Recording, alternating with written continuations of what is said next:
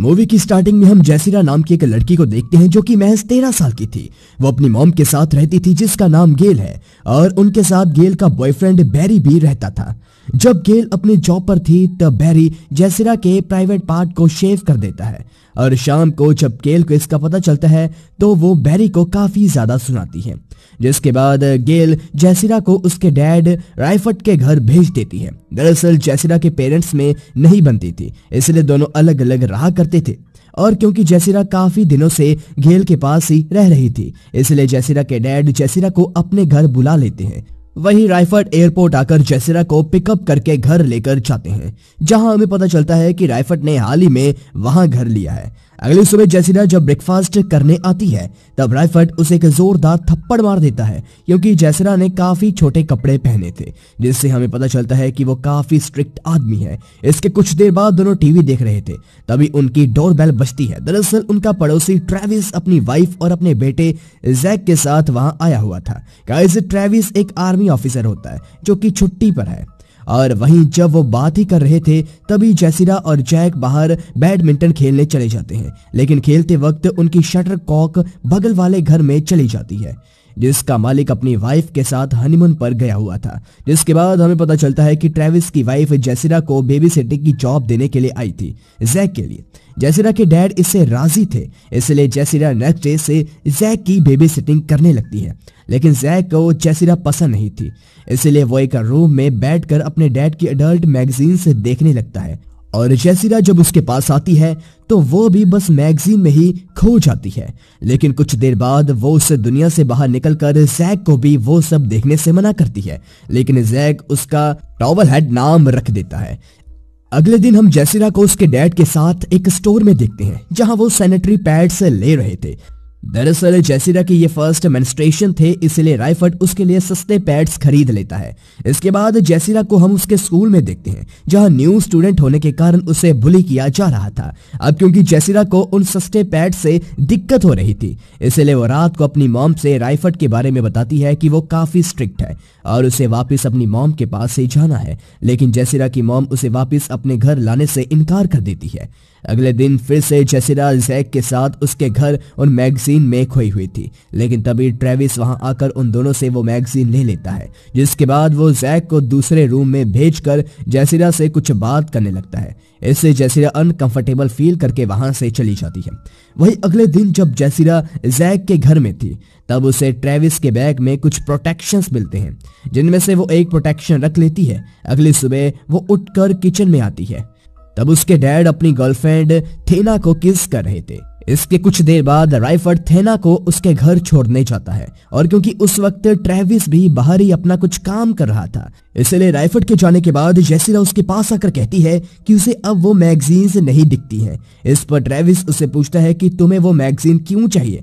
जवाब में जेसिरा कहती है कि वो उन मैगजीन से सेड्यूस हो जाती है। यह सुनकर ट्रेविस उसे अपने घर में जाने का कहता है, लेकिन बाद में वो खुद एक मैगजीन उसके घर भेज देता है। अगले सीन में हम जेसिरा और जैक को मेलिना के घर में देखते हैं जो कि प्रेग्नेंट थी। असल में मेलिना वही लेडी थी जो कि हनीमून के लिए गई थी, लेकिन उसका हस्बैंड अपने किसी काम की वजह से अब वहीं रुक गया था। उसके आ जाने के बाद जेसिरा और जैक अपना शटल कॉक लेने के लिए उसके घर में आए हुए थे। अगले दिन हम जेसिरा को उसके स्कूल में देखते हैं जहां बच्चे उसे बुली करते थे, लेकिन रिसेस में थॉमस नाम का लड़का उसके पास आकर कहता है कि तुम्हें उन्हें इस तरह से बुली करने देना नहीं चाहिए। वहीं जब जेसिरा अपनी बेबी सिटिंग की जॉब पे थी तब जैक फिर से उसे टॉवल हेड कहकर पुकारता है, जिसके कारण जेसिरा उसे एक पंच मार देती है और इससे जैक को भी जेसिरा को उसकी जॉब छुड़वाने का मौका मिल गया था क्योंकि उसने अपने डैड ट्रेविस से इस बारे में बता दिया था। और शाम को ट्रेविस गुस्से में जेसिरा के घर आता है राइफर्ड से इस बारे में बात करने के लिए, लेकिन राइफर्ड उस वक्त थेना के घर था, जिसका फायदा उठाकर ट्रेविस जेसिरा को अपने बाहों में दबा लेता है और उसकी जिप खोलकर उसके प्राइवेट पार्ट को अपनी फिंगर से पेनिट्रेट करता है। जेसिरा अभी वर्जिन थी इसलिए उसे ब्लीडिंग होती है और खून देखकर ट्रेविस भी घबरा जाता है, जिसके बाद वो जेसिरा को सॉरी कहकर वहां से चला जाता है। अब क्योंकि जेसिरा के अंदर भी हार्मोनल चेंजेस हो रहे थे, इसलिए उसे भी इसमें मजा आया था, जिसके कारण उसने इस बारे में अपने डैडी को कुछ भी नहीं बताया। उसी रात रायफर्ड जब घर में था तब जैक अपनी मॉम के साथ उसके घर आता है और सारी बात जानने के बाद दोनों के पेरेंट्स में अच्छी खासी बहस हो जाती है, जिसके बाद जेसिरा को हम थॉमस के घर डिनर करते हुए देखते हैं। और जब थॉमस के पेरेंट्स सोने के लिए अपने रूम में चले जाते हैं तब थॉमस जेसिरा को सेड्यूस करने लगता है। इससे जेसिरा को कोई प्रॉब्लम नहीं थी और वो भी थॉमस को प्लेजर लेते हुए देखना चाहती थी। इसलिए जब थॉमस प्लेजर ले ही रहा था तभी रायफर्ड का कॉल आता है, जिसमें वो बताता है कि वो कुछ ही देर में जेसिरा को लेने आ रहा है। इसके बाद बाहर दोनों रायफर्ड का इंतजार कर रहे थे तब जेसिरा थॉमस से अगले दिन स्कूल में रेजर लाने को कहती है, लेकिन इतने में ही रायफर्ड आ जाता है और वो जेसिरा को थॉमस से मिलने के लिए मना कर देता है क्योंकि थॉमस एक ब्लैक लड़का था। अगले दिन स्कूल में थॉमस रेजर लेकर आता है, जिसके बाद वो जेसिरा के साथ उसके घर जाकर उसका प्राइवेट पार्ट शेव करता है। उसी रात ट्रेविस भी जेसिरा के घर आता है और वो उसे रेस्टोरेंट में डिनर करने के लिए चलने का कहता है। जिसके बाद दोनों रेस्टोरेंट से जब वापस घर आ रहे थे तब मेलिना उन्हें देख लेती है, इसलिए अगली सुबह वो जेसिरा को ट्रेविस के साथ रहने से मना करती है, लेकिन जेसिरा उनकी बातों पर ध्यान नहीं देती। वहीं अब क्रिसमस भी नजदीक था, इसलिए जेसिरा की मॉम उनके घर आ जाती है और क्रिसमस डे पर रायफर्ड जेसिरा की मॉम के लिए कोई गिफ्ट लेकर नहीं आया था, इसलिए दोनों के बीच बहस हो जाती है, जिसमें रायफर्ड थॉमस की बात ले आता है कि जेसिरा उस ब्लैक लड़के से मिला करती थी, जिस पर जेसिरा की मॉम भी उसे ऐसा करने से मना करती है और अपने साथ अपने घर चलने के लिए कहती है, लेकिन जेसिरा इससे मना कर देती है, जिसके कारण उसकी मॉम उसी वक्त गुस्से में अपने घर जाने के लिए निकल पड़ती है। वही अगले दिन स्कूल में जेसिरा को एक प्रोजेक्ट मिलता है, जिसमें उसे किसी आर्मी ऑफिसर का इंटरव्यू लेना था और इंटरव्यू के लिए वो ट्रेविस के पास से जाती है, जो कि उस वक्त घर में अकेला था। और इंटरव्यू के दौरान जेसिरा ट्रेविस से पूछती है कि उसने अपनी आर्मी वाले बैग में प्रोटेक्शन क्यों रखे थे। ट्रेविस इसका कोई जवाब दे पाता उससे पहले ही मेलिना वहां आकर जेसिरा को जबरदस्ती वहां से ले जाती है, क्योंकि वो नहीं चाहती थी कि जेसिरा के साथ कुछ गलत हो। अब काफी दिन इग्नोर करने के बाद एक दिन स्कूल में जेसिरा खुद थॉमस के पास उससे बात करने जाती है।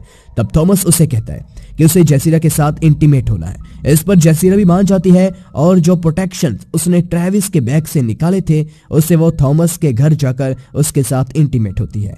वही अगली रात जब रायफर्ड घर में नहीं था तब थॉमस से जेसिरा के घर आकर उसके साथ इंटीमेट होता है और जब वो वहां से जा रहा था तब ट्रेविस उसे देख लेता है, जिसके बाद वो भी जेसिरा के घर जाता है और किसी तरह वो जेसिरा को इंटीमेट होने के लिए मना लेता है, जिसके बाद वो भी उसके साथ इंटीमेट होता है। अगली सुबह जब रायफर्ड और जेसिरा गार्डनिंग कर रहे थे तब गिल, जो कि मेलिना का हस्बैंड था, वो दोनों को डिनर के लिए इनवाइट करता है, जिसके लिए रायफर्ड कुछ खास रेस्पॉन्स नहीं देता। अगले सीन में हम जेसिरा को उसके एक फ्रेंड के साथ किसी मॉल में देखते हैं, जहां घूमने के बाद दोनों मॉल के बाहर बैठे हुए थे। तभी रायफर्ड जेसिरा को लेने के लिए वहां आ जाता है। दरअसल रायफर्ड को जेसिरा की वो मैगजीन मिल चुकी थी जो कि ट्रेविस ने जेसिरा को दी थी, इसलिए वो कार में ही जेसिरा को काफी मारता है। और जब दोनों अपने घर पहुंच जाते हैं तब जेसिरा कार का दरवाजा खोलकर सीधा मेलिना के घर चली जाती है और रायफर्ड का गुस्सा देखकर गिल जेसिरा को बचा लेता है, जिसके बाद रायफर्ड गुस्से में अपने घर चला जाता है। वही डिनर के बाद वक्त रायफर्ड फिर से जेसिरा को लेने के लिए आता है, मगर मेलिना उसे नहीं जाने देती। सोते वक्त मेलिना जेसिरा से पूछती है कि वो मैगजीन उसे किसने दी थी, लेकिन जेसिरा इस पर कोई जवाब नहीं देती। वही अगले दिन मेलिना जेसिरा को उसके स्कूल से पिकअप करने जाती है, जहां थॉमस भी उसके साथ मेलिना के घर आ जाता है। इसके कुछ देर बाद जब मेलिना नैप ले रही थी तभी उसे जेसिरा के इंटीमेट होने की आवाज सुनाई देती है, इसलिए वो चेक करने के लिए उसके रूम में जाती है, लेकिन तब तक उन दोनों ने कपड़े पहन लिए थे और मेलिना कुछ पूछ पाती उससे पहले ही गिल घर आ जाता है। अब उसी रात थॉमस और गिल दोनों मिलकर डिनर बना रहे थे। तभी रायफर्ड अपनी गर्लफ्रेंड थेना को लेकर मेलिना के घर डिनर के लिए आ जाता है, क्योंकि पिछली सुबह गिल ने ही उन्हें इनवाइट करा था डिनर के लिए। जिसके बाद गिल उन्हें अंदर बुला लेता है, लेकिन थॉमस को देखते ही रायफर्ड बौखला गया था, पर किसी तरह वो गुस्से को कंट्रोल करता है। दरअसल रायफर्ड डिनर के बहाने जेसिरा को वहां से ले जाने के लिए आया था, लेकिन गिल फिर से रायफर्ड को रोक देता है। इस पर फ्रस्ट्रेट होते ही रायफर्ड कहता है कि उसे जेसिरा का रूम देखना है जहां वो सोती है। गिल इसके लिए मान गया था, इसलिए रायफर्ड उसके रूम में जाता है, लेकिन वहां उसे थॉमस के कपड़े मिलते हैं। इसके बाद वो टॉयलेट में जाता है जहां उसे यूज्ड प्रोटेक्शंस मिलते हैं। और इसे देखने के बाद उसके गुस्से का कोई ठिकाना नहीं रहता, क्योंकि मेलिना पहले से ही प्रेग्नेंट थी, तो गिल उस प्रोटेक्शन को यूज करेगा नहीं। तो बचा अब थॉमस, इसलिए वो थॉमस को मारने के लिए आगे बढ़ता है, मगर गिल इस बार भी उसके बीच आकर उसे रोकता है। जिसके बाद रायफर्ड कहता है कि मेलिना के घर में ही जेसिरा ने अपनी वर्जिनिटी लूज करी, वो भी महज 13 की एज में। जेसिरा जवाब देती है कि ट्रेविस ने ही अपनी फिंगर से उसके साथ ये करा था। अगले सीन में हम पुलिस ऑफिसर्स को देखते हैं जो कि ट्रेविस को जेल ले जा रहे थे। इसके बाद रायफर्ड फिर से जेसिरा को अपने घर चलने के लिए कहता है, लेकिन जेसिरा अपने डैड के स्ट्रिक्ट बिहेवियर के कारण जाने से इनकार कर देती है।